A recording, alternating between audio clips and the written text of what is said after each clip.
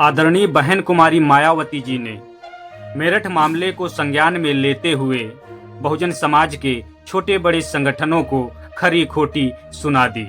बहन कुमारी मायावती जी ने कहा कि बहुजन समाज के ये तमाम छोटे बड़े संगठन पहले पीड़ित परिवार को गुमराह करते हैं, उनको सड़क पर उतारते हैं, सड़क जाम करवाते हैं और उसके बाद में पार्टी के मुखिया मगरमच्छ के आंसू बहाने चले आते हैं। ये बयान आदरणीय बहन कुमारी मायावती जी ने दिया है।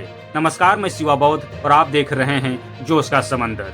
मेरे मन को ठेस पहुंची कि आप तो लड़ नहीं रहे और हम लोग जान की बाजी लगा के हमारे कार्यकर्ता लड़ रहे हैं, पुलिस से डिटेन हो रहे हैं, गालियां खा रहे हैं और अपना पैसा खर्च कर रहे हैं। तो वो ये कह रहे हैं कि साहब ये तो जो मगरमच्छ के आंसू बहाने, आप ही आओ ना, मगरमच्छ के आंसू बहाने आओ तो समाज के बीच। अगर वो कह रहे हैं कि ऐसा है ये आंदोलन वगैरह नहीं करने चाहिए, अगर वो निचली अदालत से न्यायालय में सर्वोच्च न्यायालय चला जाओ तो हमारी बहनों की किस्मतें लूटे, उनको नोचा जाए, उन पर पेट्रोल छिड़क दिया जाए, उन पर तेजाब छिड़क दिया जाए, उनको मारा जाए, उनको मार के लटकाया जाए, उनके पैरों में कील ठोक दी जाए, तो हम ये तमाशा देखें कि कब 10 साल बाद न्याय मिलेगा, कब पुलिस कार्रवाई करे, किस तरह कार्रवाई करिए आप जानते हैं ना। भीम आर्मी के प्रमुख चंद्रशेखर आजाद पहली बार बहन कुमारी मायावती जी को रिप्लाई देते हुए, जवाब देते हुए नजर आए हैं।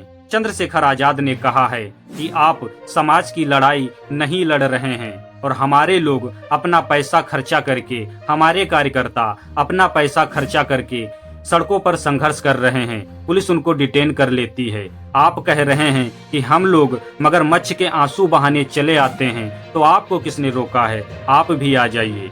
बहन कुमारी मायावती जी का कहना है कि अगर बहुजन समाज में किसी के साथ अन्याय अत्याचार होता है तो कानूनी प्रक्रिया के द्वारा न्याय की मांग करनी चाहिए। अगर छोटे स्तर पर आपको न्याय नहीं मिल रहा है तो बड़े स्तर पर जा करके आपको न्याय की गुहार लगानी चाहिए। अगर निचली अदालत में आपको न्याय नहीं मिल रहा है तो उच्चतम न्यायालय में जा करके आपको न्याय की गुहार लगानी चाहिए। ये बहन कुमारी मायावती जी ने कहा है। चंद्रशेखर आजाद ने कहा है कि हमारी बहनों की इज्जत लूटी जाए, उन पर एसिड डाला जाए, उनको मारकर लटका दिया जाए और हम लोग बैठकर तमाशा देखें कि 10-12 साल में कानून के द्वारा उनको कब न्याय मिलेगा।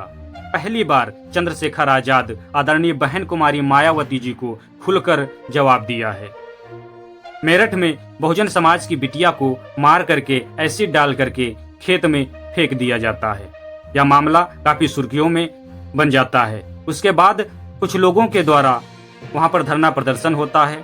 मेरठ के एसएसपी अविनाश पांडे उन प्रदर्शनकारियों को पीट कर भगा देते हैं। उसके बाद चंद्रशेखर आजाद मेरठ के लिए रवाना होते हैं। चंद्रशेखर आजाद को टोल गेट पर रोक लिया जाता है। उनके साथ सैकड़ों की संख्या में लोग वहां पर एकत्रित हो जाते हैं। उसके बाद बहन कुमारी मायावती जी का जवाब आता है और फिर चंद्रशेखर आजाद उस जवाब का रिप्लाई देते हुए नजर आ रहे हैं। फिलहाल बहुजन राजनीति में हलचल मची हुई है और अब बहुजन समाज पार्टी के कार्यकर्ता आजाद समाज पार्टी के कार्यकर्ताओं को टारगेट कर रहे हैं।